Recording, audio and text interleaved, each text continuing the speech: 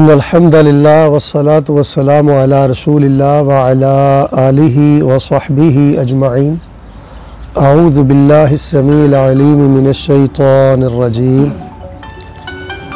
बल तुअ्सिरूनल हयातद दुनिया वल आखिरतु खैरुन व अबक़ा। इन्न हाज़ा लफ़िस सुहुफ़िल ऊला सुहुफ़ि इब्राहीम व मूसा। प्यारे नमाजी भाइयों, आपकी खिदमत में जामे तिरमिज़ी शरीफ एक हदीस की किताब है। उसमें से सिर्फ़ एक हदीस बयान करनी है और उसका तर्जुमा करना है। आप इस एक हदीस को पूरी तवज्जो से सुने और उस पर गौर फरमाएं। रसूलुल्लाह सल्लल्लाहु अलैहि वसल्लम फरमाते हैं कि जिस बंदे में एक खूबी हो ना, अल्लाह तबारक व ताला उस पर 3 फजल कर देता है। ये बड़ी काबिल तवज्जो हदीस है। अगर आपने हज़ारों हदीसें नहीं ना पढ़ी कोई बात नहीं, अगर आपको सैकड़ों हदीसें याद नहीं कोई बात नहीं। मैं समझता हूँ ये पूरे दीन का खुलासा है ये हदीस। रसूल पाक अलैहि सलाम फरमाते हैं कि जो बंदा अपने अंदर एक क्वालिटी खूबी पैदा कर लेता है, अल्लाह उस पर 3 फजल कर देता है। और जिस बंदे में एक ख़राबी पैदा हो जाती है, उस पर अल्लाह तबारक व ताला 3 अज़ाब नाज़िल कर देता है। अब वो खूबी सुन लें और ख़राबी सुन लें, मैं भी अपना आप चेक कर लूँ और आप भी देख लें कि आप कहाँ पे खड़े हैं। ये जो मैंने कुरान शरीफ की आयत पढ़ी है, इसका तर्जुमा ये है कि बल तुअ्सिरूनल हयातद दुनिया। 2 तरह की ज़िंदगी है, एक ये आर्जी और थोड़ी ज़िंदगी है, एक मरने के बाद उखरवी हमेशा की ज़िंदगी है। अल्लाह फरमाते हैं तुम ऐसे बेवकूफ़ हो, ऐसे जल्दबाज हो कि दुनिया की ज़िंदगी का ही सोचते हो। आखिरत हमेशा रहने वाली है, बाकी रहने वाली है। मैंने सहीफ़ों में नबियों के ज़रिए बार बार तुम्हें ये याद दहानी करवाई है, लेकिन तुम्हें याद दहानी का फ़ायदा नहीं होता। दुनिया को तरजीह देने की बजाय आखिरत को तरजीह दिया करो। जब दुनिया बमुकाबला आखिरत हो जाए ना, तो फिर आखिरत वाला सौदा ले लिया करो और दुनिया को छोड़ दिया करो। हदीस ये है, नबी सल्लल्लाहु अलैहि वसल्लम फरमाते हैं मन कानतिल आखिरतु हम्महु जअलल्लाहु गिनाहु फी क़ल्बिही व जमअ लहु शमला व अततहु दुनिया व हिया रागिमा। जिस बंदे का इरादा ये हो, अज़म ये हो कि मैंने आखिरत बनानी,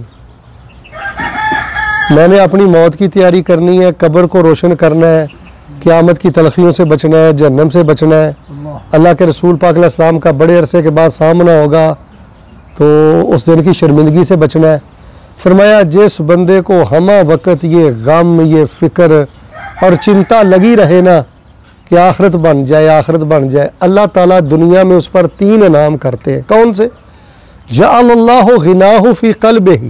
ये तर्जुमे पे आपने गौर करना है। अल्लाह ताला उस बंदे की गिना और मालदारी को उसके दिल में रख देता है। यानी जिस बंदे को कब्र की, मौत की, आखिरत की, जन्नत जहन्नम की फ़िक्र रहती है ना, अल्लाह खुद उस बंदे की मालदारी और गिना उसके दिल में रख देते हैं। उसके दिल को अल्लाह गनी कर देते हैं। बड़ी तसल्ली, बड़ा इत्मीनान, बड़ा सुकून और गिना अल्लाह खुद उसके दिल में रखता है। और दूसरा फ़ायदा सुने ज़रा, व जमा लहू शमला। उसकी ज़िंदगी के जितने मामले बिखरे हुए होते हैं ना, इकामे का मसला है, तजदीद का मसला है, तसरीह का मसला है, कोई और मामला अटका लटका हुआ है, कुछ समझ नहीं आ रही कहाँ करे क्या करे। फरमाया जिस बंदे के दिल में आखिरत का पूरा अज़म इरादा होता है, एक तो अल्लाह उसके दिल में गिना रख देता है, बाकी अल्लाह तबारक व ताला उसके सारे बिखरे हुए मामले आप ही सीधे कर देता है। और तीसरा इनाम सुने, फरमाया व अततहु दुनिया व हिया रागिमा। ऐसा नहीं होता कि बंदे को आखिरत की फ़िक्र हो, पहली साफ में नमाज पढ़ता है और कुरान शरीफ का तर्जुमा पढ़ता है, रोज़ाना 1 सपारा पढ़ता है, आधा सपारा पढ़ता है, बिस्तर से लड़ के, अपनी रज़ाई कंबल से लड़ के, नींद से लड़ के, फजर के वक़्त तड़प उठता है, अपने बिस्तर से मस्जिद में चला जाता है, दीन को मुकद्दम करता है। तो इसका मतलब ये नहीं है कि वो दुनिया से पीछे रह जाएगा। फरमाया अततहु दुनिया व हिया रागिमा। रसूल पाक अलैहि सलाम फरमाते हैं दुनिया अल्लाह उस बंदे को भी अता करेगा, लेकिन दुनिया के लिए उसको जलील नहीं होना पड़ेगा, दुनिया खुद झुककर उसके कदमों में आएगी। ये एक हदीस का एक टुकड़ा है। देखें कि जिस बंदे को आखिरत की फ़िक्र हो, अल्लाह ताला उसके दिल को मालदार बना देते हैं। अल्लाह तबारक व तआला उसके उलझे बिखरे मामले सीधे कर देते हैं।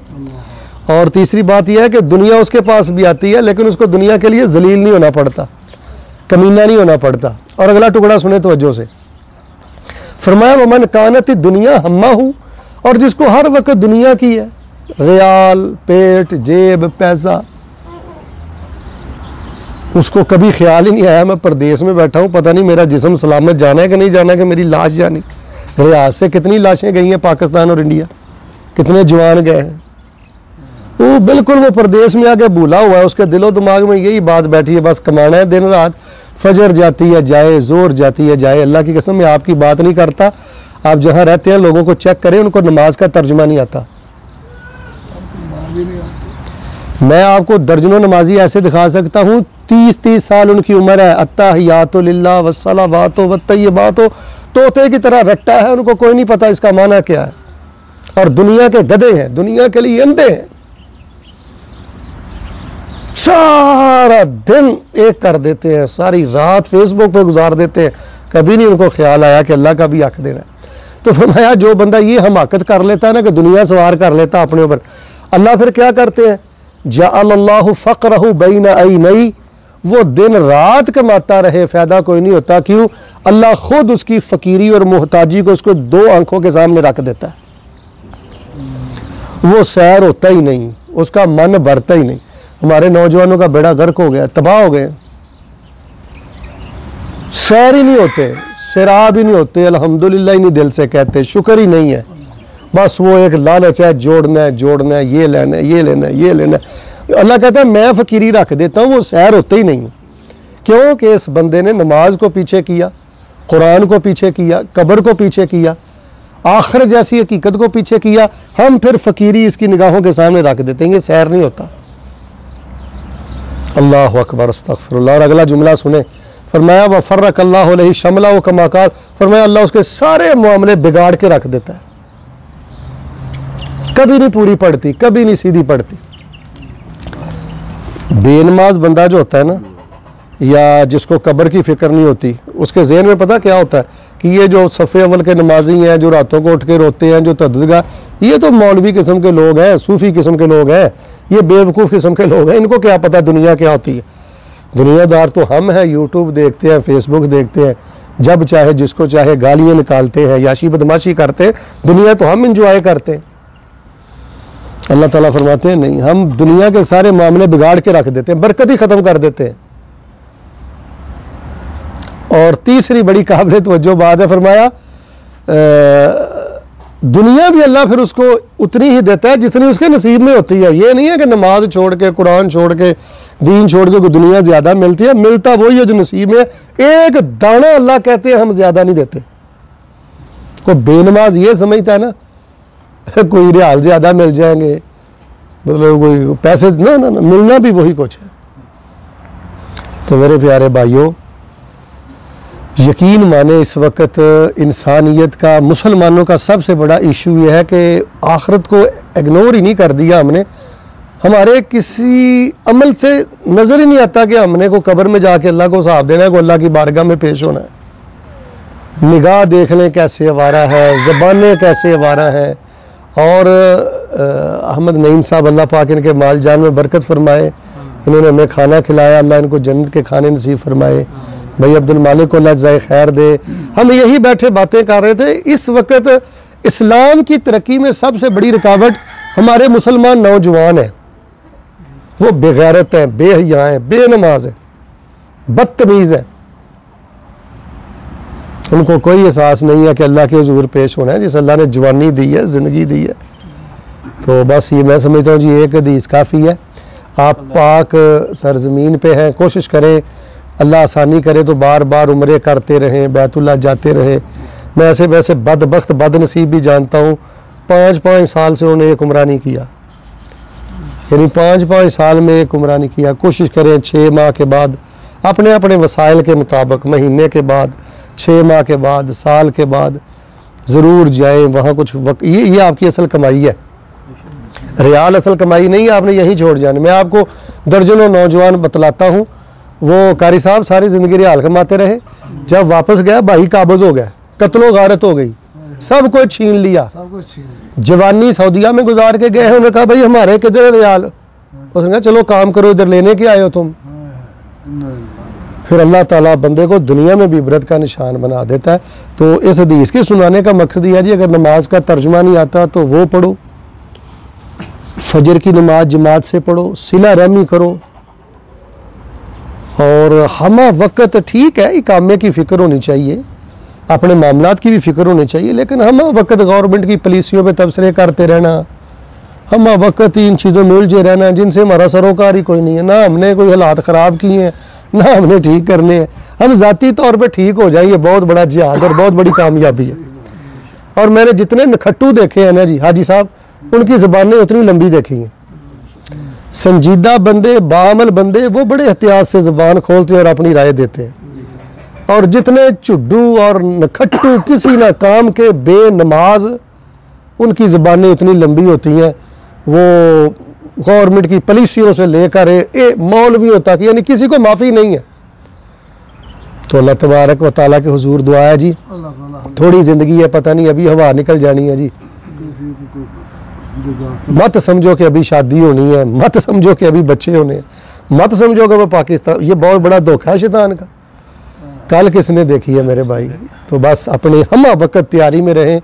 वो कोई कामयाब नहीं है जिसके बैंक बैलेंस में लाखों रियाल है, उसे सेटल कहते हो। सेटल वो है जो तहज्जुद गुजार है, सेटल वो है जो रातों को वितर पढ़ता है, सेटल वो है जो हर नमाज जमात से पढ़ता है, अल्लाह के सामने रोता है, अपने अल्लाह की ग़ुलामी में उसने अपने आप को दे के रखा हो, वो सेटल है। बेनमाज, बेदीन, हराम खोर, चुगल खोर, वो सोने के निवाले भी ले तो कोई सेटल और कामयाब नहीं है। अल्लाह तबारक व तआला के हुजूर आखिर में दुआ करें, अल्लाह तबारक व तआला जिसने हमें यहाँ इकट्ठा किया, अल्लाह पाक हमें हरम में इकट्ठा फरमाए, अपनी जन्नतों में इकट्ठा फरमाए। हमारे पीछे जो बच्चे हैं, हमारे बेटियां हैं, बहनें हैं, बेटे हैं, वालिदैन हैं, अल्लाह पाक उनकी हिफाजत फरमाए। बिलखुसूस बे औलाद अहबाब के लिए दुआ करें, जिनके पास बेटे नहीं अल्लाह उनको बेटे दे, और जिनकी कोई पेमटें अटकी लटकी हुई हैं अल्लाह तबारक व तआला उनके लिए आसानी फरमाए। और सबसे बड़ी ये दुआ किया करें कि अल्लाह ज़िंदगी में किसी का मोहताज ना करे, और ये दुआ नहीं कभी आपने छोड़नी कि अल्लाह ख़ात्मा ईमान पे करना। बेनमाज मर जाना ये जानवरों से गंदी मौत है जी। हमने सूद खाते नहीं मरना, गालियाँ देते नहीं मरना, कुरान पढ़ें, तर्जुमा पढ़ें डेली। पूरी ईमानदारी से आप सोचें कि एक रुकू कुरान का तर्जुमा पढ़े कितने दिन हो गए हैं मुझे और आपको। कुरान रोज़ाना खोलें, ये अल्लाह का मैसेज है, पढ़े अल्लाह ने क्या बात की है, मैं क्या कर रहा हूँ, मुझे क्या करना चाहिए। आखिरत की जब इंशाअल्लाह फ़िक्र होगी ना, दुनिया के सारे मामले अल्लाह ताला खुद ही सीधे फरमा देंगे। अल्लाह तबारक व तआला हमें अमल की तौफीक अता फरमाए। सुबहान रब्बिक रब्बिल इज़्ज़ति अम्मा यसिफून व सलामुन अलल मुरसलीन वल्हम्दुलिल्लाहि रब्बिल आलमीन।